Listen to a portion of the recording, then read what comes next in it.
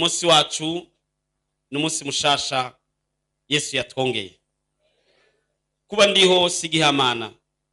Oya, n'umugambi w'Imana. Ndibaza kutaravyumva neza. Mubwire wo muri kumati kuba ndiho sigihamana. N'umugambi w'Imana. Amena.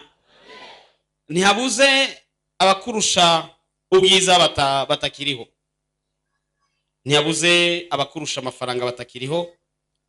Ntihabuze abakurusha kuba batagatifu batakiriho. Wewe honyene n'amakosa ufise ararenze. Ariko uracariho n'umugambi w'Imana. Ni shaba ya Mungu. Hari ico Imana yakubikiye. Kuna kitu ambacho Mungu amekuwekea. Hari impamvu uriho. Kuna sababu upo. Hari impamvu wewe uriho. Kuna sababu wewe upo. Nturiyo kugira ngo ujye umuceri. Haupo kwa ajili wewe ule wali tu. Ari umuntu yarimbye akarimbo ngo gusa umuceri watuzanye si biharage byaduhamagaye erega n'umuhamagaro. Si cyo ubereyeho. Si cyo unaishi. Hapana. Oya. Uriho kubw'ubuntu bw'Imana hari icyo Imana iteguye ku buzima bwawe. Unaishi kwa sababu ya neema ya Mungu. Kuna kitu ambacho Mungu anakuandalia. Kandi urazigamwe. Tena umelindwa. Umva bavyumvise. Urazigamwe. Unalindwa. Nta kintu na kimwe cyo gukanga. Hakuna kitu cha kukanga. Hapana. Ni giki cyo gukanga? Ni kitu gani kinaweza kukanga? Ni giki cyo gutera ubwoba? Ni kitu gani kinaweza kukutia oga? Abo turi kumwe ni benshi baruta igitigira baturwanya. Wanaotuzunguka ni wengi kuliko ambao wanatupiganisha. Niyo mpamvu bitogutera ubwoba. Ndio kwa maana yasikutie hofu. Munyemere dusome Abami ba kabiri igice cya 6 ku murongo wa 16. Munikubali tusome Wafalme wa pili sura ya 6 mstari wa 16 hadi 17. Abami ba kabiri igice cya 6 ku murongo wa 16 no wa 17. Wafalme wa pili igice cya 6 ku murongo wa 16 n'umurongo wa 17. Wafalme wa pili sura ya 6 mstari wa 16 hadi 17. Turakingiwe bene data. Tumelindwa wa ndugu. Turasoma mu izina rya Yesu. Amena. Aramwishura ati ntacutinya kuko abo turi kumwe ari benshi kuruta abari kumwe nabo. Amen. Maze Elisa arasenga tuhoraho ndakwinginze muhumura amaso arabe. Nukoraho ahumura amaso y'uwo musore araraba abona umusozi wuzuye ko amafarasi n'imikogote by'umuriro bikikije Elisa. Amena. Iyi ni nkuru y'abantu neza na neza Elisa. Hii ni habari ya watu Elisha, Gehazi, umwami w'Isiriya, mfalme wa Isiriya, umwami w'Abisirayeli, mfalme wa Israeli, n'abajenero bo kuba Siriya, na wajenero wa Isiriya. Yesu ashimwe. Amena. Yesu ashimwe. Amena.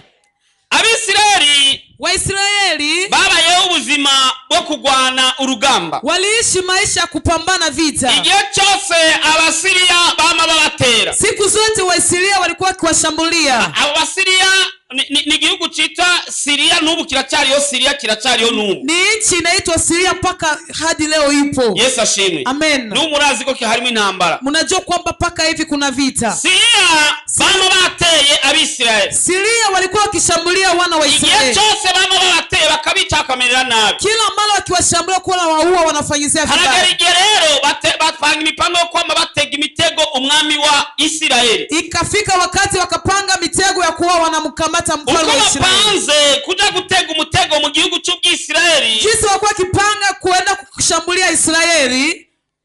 Elisa akacabimenya. Elisha anayafahamu. Akacasinyara umwami ati mwami. Anafika anaambia mfalme, mfalme. Ati bateza hanana ku gatumba kanaka. Eti wameshambulia hapa na hapa na hapa. Kandi umutego bateze wagomba ko ni waacha bace bagufata. Tena mtego wameweka pale wanataka ukamatwe kabisa. Umwami akacaja agashiraho abantu bakaja kudori aho hantu. Mfalme anatuma wapelelezi wanakwenda kuangalia hiyo fasi. Akasanga koko aho hantu bahashizeho imitego. Wanakuta kabisa wametia nafasi hiyo mitego. Akausimbuka gutyo. Anaruka mtego huyo. Kugezaho umwami w'Isiriya, paka mfalme wa Siria biramubabaza ati mbega ninde ari muri twebwe y'amasohora amabanga. Yakamuumiza mpaka akasema kati yetu nani anatoa siri? Dushobora kuba kati muri twebwe mu bajenero tuba dupanze hamwe urugamba, hashobora kuba hari umuntu yasohoye ibanga. Labda kati ya wajenero ambao tunapanga ushauri kuna mtu mmoja anatoa siri na kwenda kutuvunjia siri huko. Umuntu umwe aramubwira ati mwami oya suko. Mtu mmoja akamwambia mfalme hapana sivyo. Hariya mu Israeli, kule katika Israeli hari umuvugishwa n'Imana yitwa Elisa. Kuna nabii jina lake Elisha. Huyo Elisha ahantu yitwa Idotani. Anaishi mahali panaitwa Idotani. Aho Dotani, hapo Dotani niho Elisa aba. Ndipo ambapo Elisha anaishi. Ahora yerekwa ivyo turiko turagira vyose. Anakuwa anafunuliwa ama anaoneshwa mambo yote tunafanya. Amanyama yacu yose arayamenya. Renyo zetu zote huwa anazifahamu. Umwami wa Siria, mfalme wa Siria biramubabaza, yakamuumiza. acavuga ati ahubwo reka tugende Dotani dutege. Akasema ati sasa twende Dotani tufanye mitego. Dutege Elisa. Tumtege Elisha. Uyo mwami w'Isiria, huyo mfalme wa Siria yari yajujuse. Alikuwa ni mpumbavu. Imagine. Jiwaze. Ibaze Elisa yarabimenya bagira batege uwundi muntu. Jiwaze. Elisha alikuwa anajua wakati wanataka kumtega mtu. Mbega bagomba kumutega we ntazobimenya inshuro nyinshi. Je, wakitaka kumtega yeye atajua mara 100. Hari ibitero uri kuraterwa, kuna mashambulio huko unapitia ndani, bitavanye nuko wakoze ikibi. Haitokeani na kwa sababu umetenda mabaya. Ariko biterwa nuko ukingira abantu runaka. Lakini inasababishwa kwa sababu wewe unakuwa mlinzi wa watu fulani. Bavuga ati naka nitutaacha naka nidushoka kumushikira naka. Wanasema kwamba kama tujaua fulani tutamfikiria. Kujana kaniwe amachasenga bigahagarara. Ega ule fulani ndiye anaomba yanasimama. Kujana kaniwe mugaburira. Ega ule fulani ndiye anamlisha. Kujana kaniwe ibezu kunakuria. Ule fulani ndiye anafanya hivi na hivi. Bakataje inama bakavuga ati ahubwo tuanze dukuremo uyu azibiye. Wanaenda katika shauri ama katika lenyewe wanasema tuanzie huyu kwanza. Ariko icyo batazi niko tachobazo gushobora, bazo gushobora. Lakini kila ambacho hawajui kwamba hawatakuweza. Turarinzwe. Tumechungwa. Tena chuzoba. Tena hutakuwa kitu. Turarinzwe. Tumelindwa. Kana chuzoba. Tena hutakuwa kitu. Wabandanye ukora ivyiza. Endelea ukitenda mazuri. Kugeza ku munota wa nyuma. Mpaka mwisho. Ukora ari kumwe nawe. Maana Mungu yuko pamoja na wewe. Hata kuacha. Nazoguhemukira. Hata kupungukiwa. Niko yavuze. Jeje salisema. Sizoguta.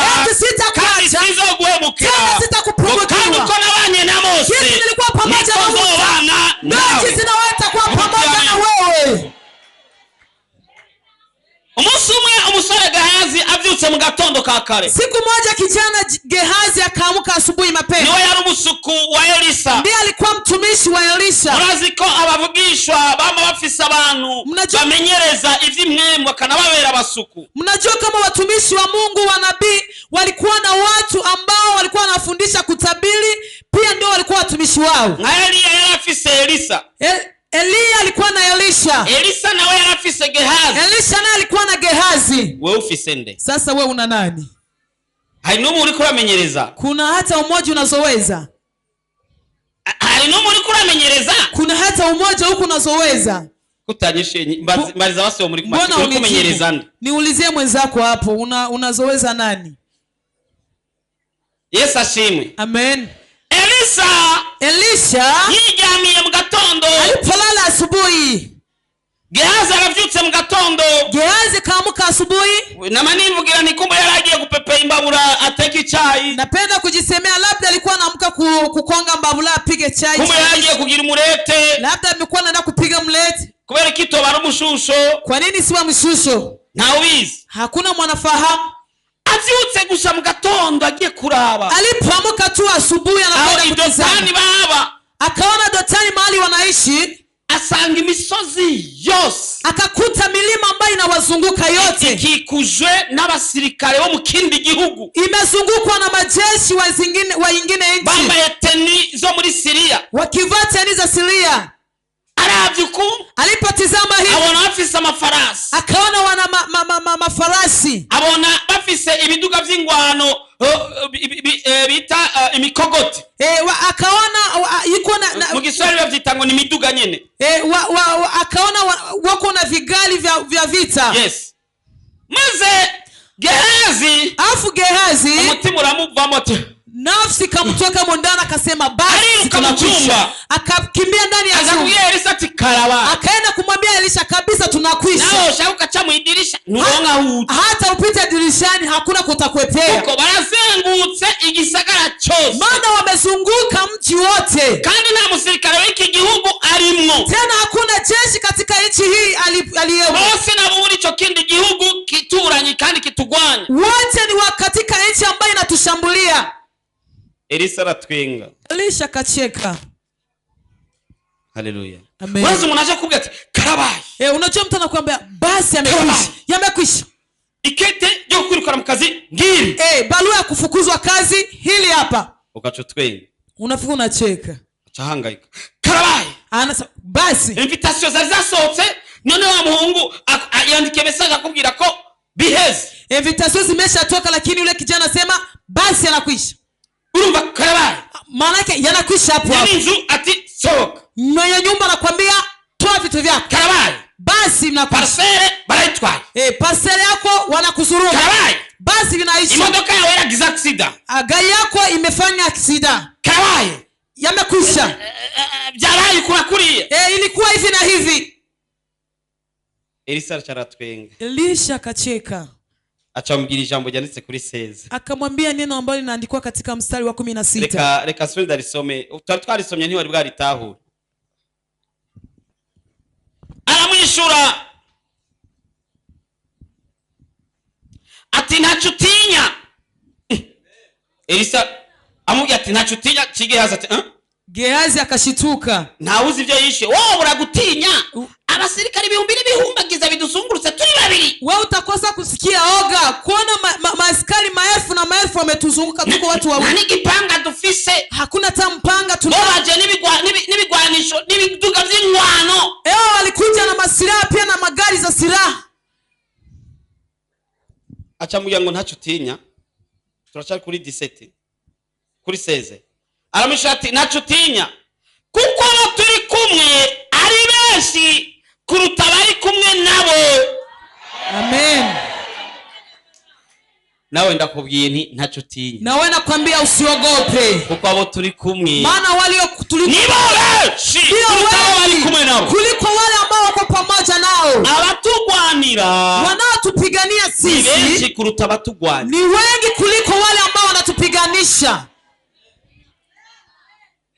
Impamvu utabona abatugwanya ni ikihe? Sababu hauoni wanaotupiganisha ni sababu gani? Impamvu nako utabona abatugwanira, impamvu utabona abatugwanira, kwanza sababu hauoni wale ambao wanatupigania kama ni wengi kuliko wanaotupiganisha, nuko maso yawe atarabona, ni kwa sababu macho yako hayajaona. Bwira Imana ati nyugurura amaso, mwambie Mungu, Mungu nifungue macho ya kiroho nione. Mwimvimo yaribye ati nipe macho nione, muimbaji aliimba ngoma maso mbone. No, ibifise bisa n'amaso mugabo, ndio haya unayo ni macho, lakini bisa n'amaso mugabo, fanana na macho lakini mugani birenga haja kuri kajya kanuze, hayapitisha hapo kwenye mdomo. Ariko bwira Imana ati nyugurura amaso mbone ibyo batariko barabona, lakini mwambie Mungu nifungue macho nione yale ambao wanadamu hawaoni, nyugurura amatwi mbone umve ibyo batariko barumva, nifungue masikio ya kiroho nisikie yale ambao wasikii. Sasa mbona uelewi hiki kitu? Nasema hivi, Buzani umubwire akugurura amaso ubone ibyo atariko barabona, mwambie Mungu akufungue macho akuoneshe amatwi wumve ibyo atariko barumva, akufungue masikio usikie yale ambao wasikii, umoterwa n'ibyo batariko baramoterwa, usikie harufu kwa yale ambao harufu. Amen. Hama Elisa arabona ati yumupeti ntabyo ariko arabona. Elisha akasema huyu kijana haoni chochote. Akasenga Imana kuri 17 akamuomba Mungu. Maze Elisa arasenga, atuho ndakwinginze muhumura amaso arabe. Mugabo ntiyari gipofu, ntiyari impumyi. Hakukuwa kipofu. Yabonye abantu, yabonye abasuka. Yabona majeshi. Amaso y'umubiri yarabona. Macho ya mwele kwa kiona. Mugabo ayimwemu ntiyabona. Lakini ya kiroho hakukuwa naona. Umuntu wese amaso y'umwemu atabona ni gipofu, ni impumyi. Kila mtu ana macho ya kiroho hayaoni, ni kipofu. Barizo muri kumati wowe uri impumyi. Muulize mwenzako, je, wewe ni kipofu? Mbaza turabona. Muulize, je, unaona? Yakwishiye ngwiki. Amekujibu aje? Ntihagarareko. Asijisimame. Amena. Amena. Atoraho ndakwingize muhumura amaso arabe. Nukoraho ahumura amaso y'uwo musore araraba. Abona umusozi wuzuye amafarasi n'imikogote vy'umuriro bikikije Elisa. Wewe baraje bazanye ibiduga byo gusunika. Wamekuja wanaleta vigali vya kusukuma. Mugabo haza kuboneka abafisi ibigwanisho vy'ingwano bijyaka umuriro. Lakini pakakuja kuonekana maaskari wana vigali vya moto. Je nibaza ko ari amashar de combat y'ubu. Na waza kama ni mashar de combat ya kisasa. Ni ngao za vrai z'ubu. Na zile bunduki za kweli. Baje bazanye imyami. Labda wao walileta mishari. Nimi bayita amacumu na mikuki. Bakaza bazanye bijya mikogote y'amafarasi. Wanaleta vile vigali vya mafarasi. Abandi nabo, wengine nao bafisa mashar de combat. Wana mashar de combat. Bafise nibiko binini wana vitwa mitrailleze. Wavikuwa sijui kama ni mitrailleze. Nibo bahagaze. Ndio kwa mari walisimama. Bazana umwami. Wakileta mshari ngo bakugwanye. Wanataka kupiganisha. Abakugwanira bafise mitrailleze. Wanao kupigania wana mitrailleze. Urukura vyumva? Unaelewa? Bazanye icumu ngo bakugwanye. Wameleta mkuki wa kupiganisha. Abakugwanye indi ngo ikaze bayita ngike. Nta musodari nga. Hakuna jeshi yuko hapa. Bayita? Bayita? Rokete. Na wafise za rokete. Na yeye wanakuja wana za roketi. Rokete si niweza kuitera ngaho uyo mama hagaze. Nikizani roketi haiwezi kupiga mahali hapo. Ikuita hali ya kule. Inapiga mbali kabisa. Bwana asante sana. Amen. Nukuvuga ko ni kusema kwamba kama kugwanya jinsi wanavyo kupiganisha aho niko kugwanira birenze urugero. Ndio jinsi Mungu anavyo kupigania kiasi cha juu. Wewe wabira ati nimutakaza umwanya wanyu. Wewe waambie msipoteze muda wenu. Timuzonshobora. Hamtaniweza. Kuko bangwanira ni benshi kuruta bakugwanya. Maana wanaokupigania ni wengi kuliko wanakugwanira ni benshi kuruta bakugwanya. Wanaokupigania ni wengi kuliko wanaokupiganisha. Abakugwanira afise inkomezi nyinshi cyane kuruta bakugwanya. Wanaokupigania wana nguvu nyingi kuliko wanaokupiganisha. Elisha acabwira Imana ati Imana bahuma amaso. Akamwambia Mungu wafunge macho wale maaskari. Acabwira ati murondera ngo ndabajani yari. Akaenda kawaambia mnatafuta nani? Nigenda biraho abijana kugeza muri kapitali Samaria. Yule mnayetafuta njoni waoneshe mpaka kawafikisha Samaria. Agezi Samaria. Alipofikisha Samaria. Acabwira Imana ati bahumura amaso. Akaambia Mungu wafungue macho waone. Biza gushituka biri hagati muri eta major Samaria. Vikashituka viko katikati ya eta major Samaria. Umwana ati ndaticha. Mfalme akasema nitanyonga. Elisa tireka. Elisha akamwambia wape chakula wakule. Wape chakula. Mubwira ati bahinja. Mwambie wape chakula. Bahe na amazi binywe. Wape na maji wanywe. Abo bareke bigi. Afu muache waende. Biblia ngo kuva uwo munsi ntibasubiye kubatera. Biblia inasema kwamba kuanzia hiyo siku hawakuongeza tena kuwashambulia. Wewe biherija birire. Wewe wapatia chakula wale. Bahe na mazi binywe. Wape na maji wanywe. Bazohora kubarusha. Wataona kwamba tunawaruta. Sisi tunawazidi. Mbara nkabo. Tunavaa kama nkabo. Tunakula kama. Ariko turabaruta. Lakini tunawazidi. Nanaho duhuriye. Hakuna fasi tunafanana. Tugwanira ari benshi. Maana wanaotupigania ni wengi. Tutabagwanirira. Kuliko wanaowapigania. Tena wana nguvu kurushabo. Kuzidia yeo. Reka ngubwire kandi kantu utaruzi. Acha nikwambie kangine. Tufise ubasha bwo gutegeka. Tuna mamlaka ya kuamuru. Maana bahuma amaso. Mungu afunge macho. Bagahuma amaso. Wanakuwa vipofu. Maana reka badedembe. Mungu acha wanenenene. Urazi muriko murabura n'umuntu. Mnajua kama wakati ukacusenga ati Imana adedembe. Mnasema Mungu acha nenene. Avuga ibi. Aseme hivi ni vitu vya hasikiliziki. Bya bindi yalikuwa anahisha reka Mana abivuge ko Yale yizi. ambayo alikuwa anaficha acha Mungu ayaseme kwamba ameiba. Niza amategeko jewe. Amesoma sheria. Hama ahantu twagira ama stage umunsi umwe undi abandi twigana baje gukorera stage ahantu. First wako wanatumikia stage, wengine wakaenda kutumikia first. Bacha bazatubwira inkuru basanze y'abariko baraburana. Wakaje wanawambia habari ambao umeona watu ambao wako mahakamani. Umar chaburana ngaburana avuga bambaza ati none niwe wamwishe. Umoja anasema wenje umemuua. Ngachaburana avuga ngo jewe. Naye akasema hivi. Ngo yaranzanye kwa manyama jewe. Eti mimi niletea kanyonga. Jenga za ndakere umuchezo jewe. Mimi sitaki urofa. Amuchamaza chambya ati uciri ugo guherayo. Ndio wakamwambia kwamba wewe ni mnyororo wa kuisha. Gochavuga ngo yangu urumva ngo none ngo kare yantanguye. Akaanza kusema atangwa kugira ubwoba rero. Eje kanianza kaanza sikia uoga. Urabona umuntu ariko arabura nagatangura gusanga yadedemvye yavuze ukuri kose bimeze neza. Unakuta yule ambaye mko mnashtakiana acha sema ukweli wote. Reka dusenga tufise ubucobozi. Acha tuombe tugomba ko bavuga. Ya kuomba ili tuwaseme yale ambao wanataka. Tugategeka bakavuga ibyo tugomba ko bavuga. Sisi tunaamuru tunaomba Mungu tunaamuru wanasema yale ambao sisi tunataka. Hari umukobwa ari ngaha. Kuna binti iko hapa. Ashuri koko hejuru. Atie mkono wake juu. Yesu abahezagire. Yesu awabariki. Hari umusore yamaze kubagendera misi yose ntavuga ikintu. Kuna kijana anawatembelea kila siku hasemi neno. Akaza ntavugi. Anakuja hasemi neno. Ukamuzimana ntavugi. Unampa chakula maji lakini hasemi. Ukamshia ko n'inkoko ntavugi. Paka unampatia na kuku lakini hasemi. Akaza gutuinite. Anakuwa tumainite mugabo ntavugi. Anatukuza tubitu lakini hasemi. Tegeka. We amuru. Ati Mana. Eti Mungu. Wewe uyu munsi naza. Avuga kimuzanye. Aseme kile ambacho kinaleta. Tupanze ni tariki ya mariage. Tena tupange na tarehe ya harusi. Unabone? Naona. Tufise ubasha. Tuna uwezo kare twize ngo genda nizo ngomezi uko zingana uko nyene. Siku ya leo tulijifundisha eti ondoka kama jinsi izo ngomezi wibaza ko ari nke. Hizo nguvu naona kwamba ni chache. Tufise ubasha bwo guhindura byose. Ina mamlaka ya kubadilisha vyote. None se sasa umuntu ubona aguma kuraba imisaya ntavuge. Unaona tu tunabaki na kutizama na kupekenyea meno aseme. Vuga ati Mana vuga ikiri mu mutima wiwe. Unasema Mungu sema kile ambacho kiko ndani mwake. Reka vuga ikiri mu mutima wiwe. Mungu acha aseme kile kiko ndani ya nafsi yake. Ukaona umunsi bakwe ngo wewe. Unaona siku moja gukorera kantu wewe nitakutenda baba. Unajua kucanaka.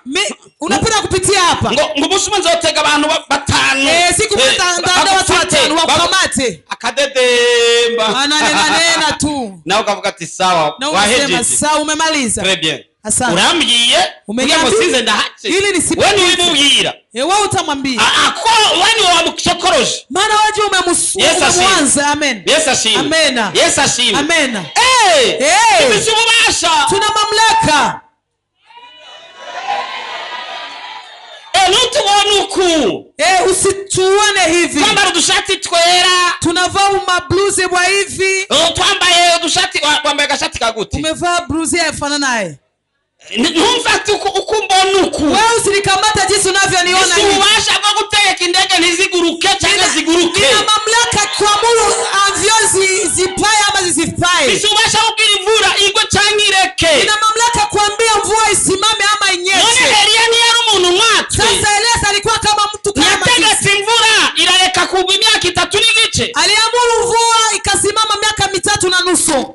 Biblia ivuga ngo yari umuntu mwatwe. Biblia inasema kwamba alikuwa mtu kama sisi. Vuga ngo yari ameze nkanje. Sema alikuwa kama mimi. Chawivuga izina ati yari ameze nka Jackson. Funa sema alikuwa kama Claudine. Nukuvuga ibyo ashobora gutegeka nawe ushobora kubitegeka. Ni kwamba yale ambayo anaweza kuamuru na unaweza kuamuru. Aba rero Elisa umwanafunzi wiwe cyangwa umunyeshure wiwe umwigisha wiwe. Sasa ona Elisha mwanafunzi wake ama mtumishi wake. Kandi rero Elisa yaravuye ahantu kubavugishwa kubiga byo kuvugishwa. Tena hapo Elisha alikuwa anatoka nafasi ambapo kuna wanafunzi wa kujifundisha kutabiri.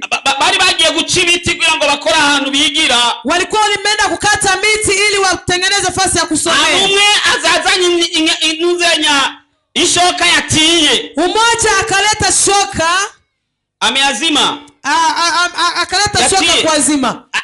Agiye gukata ibiti ikigwa mu ruzi. Alipokwenda kukata miti ikaangukia kwenye mto, kwenye bahari. Elisa afata gusa umuhini ashira hejuru, ishoka iriduza irinjiza. Elisha akamata mti akatia kwenye bahari, shoka ikajiinua ikapanda. Yesu ko yarejo no munsi niko azokoma ibihe bitazosha. Kama jinsi alikuwa Yesu juzi na hivi ndio gisatakuwa hata milele. Ibitangaza byakoreka kijagiye n'ubu biracyakoreka. Miujiza ilitendeka kale na hivi inatendeka. Urafise ubwasha bwo kuvuga ikintu kikaba. Tuna mamlaka ya kusema kitu kinakuwepo. Impamvu bitaba, sababu haiwepo, nuko tutabivuga. ni kwa sababu hatuyasema. Impamvu bitaba, kwa sababu haiwepo, nuko Satani kuwesha ngo natushoboye. Kwa sababu Shetani anakudanganya huwezi. Akubwira ngo nachuzi, anakuambia hujui, tuzovamo, utakuwa ndani kitu. Iyabo muhungu ito David yararenga. Lakini kama kijana David angalikuwa hapa, David yageze ku rugamba. David alifika kwenye mashambulizi. Bakuru biwe bana ni urugamba. Wandugu zake wameshindwa. Ageraho akafika pale. Akana kale gafite imyaka 17. Katoto kalikuwa na miaka 17. Igihugu cyose cyajugumiye. Nchi yote imetetemeka. Umwami yanyegeye. Mfalme amekimbia amekificha. Mungu kimyaka 17. Niambia kwa kijana kama miaka 17. Asigeze kagira formation militaire. Akakufanya formation militaire hata siku moja. Kiga bya gisirikare n'umusinumwe. Akakujifundisha kuhusu ujeshi hata siku moja. Karimenya akariko. Akajijua kwa nani? Atijendi. Akajitambua mimi ni nani?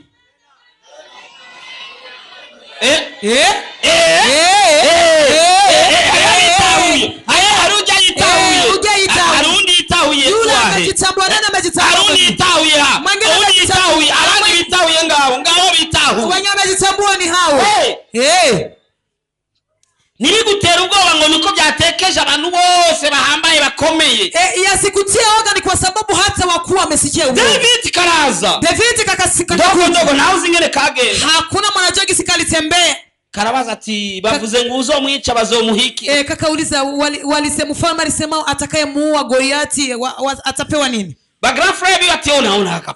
Wakakake wakubwa kakana. Ona kakatoto. Batagomba kumumara mazimbere y'abantu. Wakataka kumfedhehesha mbele ya watu. Betwa dutama twa muzehe twa vie twa papa wadusigiende. Sasa tule tukondo twa baba umetuachia nani wewe? Wamushire hasi wavuye ko rumungere w'intama. Wakamtia chini wamuonesha kama ni mchungaji wa kondoo. Kacha kavuga ati none ukwibariza ni nabi wewe munambie tu probleme kwa. Kakajisemesa kujiulizia ni mbaya ni mumgire na kibazo. Achamugira ati uzomwica Goliati azoba umukwe w'umwami. Wakamwambia hivi eti atakayemuua Goliati atakuwa mke wa mkwe wa mfalme. Umukwe wande?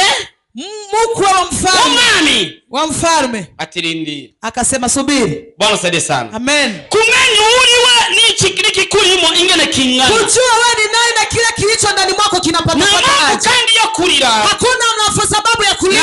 Na kandi yo kwiyebura. Hakuna sababu ya kukata tamaa. Na kandi yo kubivamwo. Hakuna sababu ya kuacha. Kandi yo kuvinyuma. Hakuna sababu ya kurudi nyuma. Ariko turahangana. Lakini tutapambana. Kugeza bikunze. Mpaka kieleweke.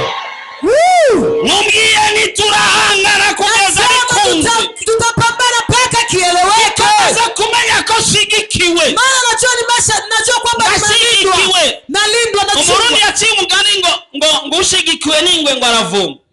Hivyo mnakisikia. Bwana siwe sana. Amen. Jenda shigikiwe. Mimi ninalindwa. Abangwanira. Wananipigania. Bafisirwanishwa byakumuriro. Wana masiraha ya moto. Kandi ni benshi kuruta abangwanya. Wengi kuliko wanaoipiganisha. Amena. Wewe uraumva mama Kabibi kuvuga. Unasikia mama Kabibi anakunisema. Papa Kabwana kakwirukako. Papa Bwana nakukimbia yeye. Kabwana nawe akajamwo. Jika Bwana naingia. Kibutura nawe akajamwo. Kibutura nakingia. Nabandi bose bakajamwo. Na kipantaro anaingia. Barure bose ingene bangana. Barure bose ingene bangana. Wahesabia wote jinsi wanapata pata. Abakugwanira ni nk'icuri igihumbi kuruta wakugwanya. Wanaokupigania ni kama maelfu na maelfu kuliko wanakupigania. Zaburi ya 70 ku murongo wa 3 kuri B. Zaburi 70 ya mstari wa 3 B. Havuga ngo ukuzigama ntazohunyiza. Panasema akulindaye hata lala. Hiyo sasa ni kali jameni. Ukuzigama akulindaye.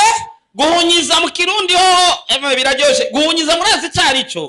Kulala mnajua. Abakizi cyane. Nibaza ni kuta nanakubita n'urugohe niko bavyita manake hasinzia nanagira nagucameza uko anabakia tu macho yani pima uguse we ihenda ukore kunkwereje ni mukoro mbone Savente reka tuasome agacebe Zaburi 71 ku murongo wa 3 agacebe kavuga ngo ukuzigama ntazohunyiza undaririye jewe anayenichunga mimi. Usinione tu hivi jamani. Wewe ndumbona ukumbonuku. Ngira mgenzi ati ntumbona uku. Mwambie mwenzako usinione hivi. Mubwira ati ntumbone nambaye katriko ka jaune. Eti usione nimevaa katriko ka jaune. Mubwira ico wambaye. Mwambie kile ambacho umevaa. Ati bagurutse bangendanira uzingene bangana. Eti nikisimama unachoa nao nilinda ni wangapi? Mwisi ntabwo yazi abahaguruka ingene bangana. Nikipiga hatua moja unachoa maskari wanaosimama kunipigani. Urazi abahagarara ingene bangana. Nikisimama unachoa nao nilinda jinsi wanasimama wanapatapata. Hamuyasikia. Hamujasikia. Imani guhe kumenya ko wari ukwiye kwibera mu mahoro. Mungu akupe kujua kwamba ungeishi kwa amani. Nipe kujua yanipanyo amani na nitaishi salama. Bilimati makumenya ivyo mu mahoro birahari. Mwambie Mungu akupe kujua kupayo amani. Ibikwaza n'ibintu bito cyane. Yanakuumiza ni madogo sana. Kujua mahoro birahari byinshi. Lakini leo tupatie amani ni mengi. Ingorane nuko maso ya wataruguruka ngo abone. Shida ni kwa sababu macho yako ni kipofu. Amaso yawe yuguruka guhera uno munsi mu izina rya Yesu. Macho yako yafunguliwe kuanzia siku leo katika jina la Yesu. Amaso yawe yuguruka guhera uno munsi mu izina rya Yesu. Macho yako yafunguke katika jina la Yesu. Akanwa kawe kuguruka mu izina rya Yesu. Moyo wako ufunguke kuanzia siku leo katika jina la Yesu. Nibagiri inama ku muzinduzo yumve wiberenga. Wakifanya shauri kwa muzinda uijue uko hapa. Nibagiri inama ku musago waone wiberenga. Wakifanya renyo msaga waone uko hapa. Kugura amaso guhera uno munsi. Mungu akufungua macho kuanzia leo. Akwereka ingabo zigukikuje guhera uno munsi. Mungu akuonesha majeshi wanaokuzunguka kuanzia leo. Kingene witaweho n'ijuru guhera uno munsi. Mungu akuonesha jinsi mbingu inakushughulikia. Abantu bashobora kuba batakwitayeho. Labda watu hawakushughulikia. Abantu bashobora kuba batakuzi. Labda watu batakwitayeho. Labda watu ariko ijuru rirakwitayeho. Lakini mbingu inakushughulikia. Kuzi. Mbingu inakufahamu. Ijuru rirakwitwararitse. Mbingu inakushughulikia. Ijuru riraza kukuzanira umutekano ukwiye. Mbingu inakuletea ntacyo nzoba. Ntacyo nzoba. Arankunda aranyitayeho. Aranyitayeho. Ntacyo nzoba. Ntacyo nzoba. Ntacyo nzoba. Ntacyo nzoba. Arankunda arankunda aranyitayeho.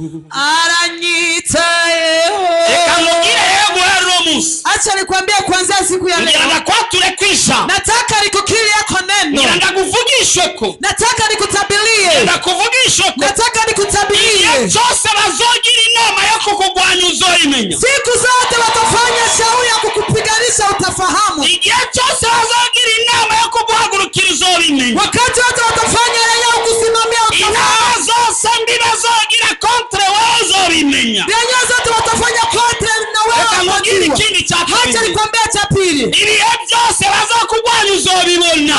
Siku zote watakupiganisha utajua. Byose bazopanga uzoyibona. Sababu zote watapangilia utafahamu. Uno munsi bizokugwanya warazobigwanya. Kuanzia leo vitakaje kupiganisha Mungu. Uno munsi bizoguhagurukira warazobihagurukira.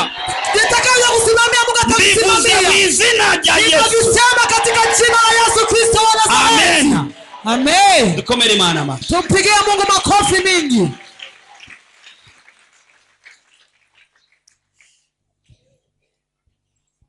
Bigiro muri kumati urinde none wewe.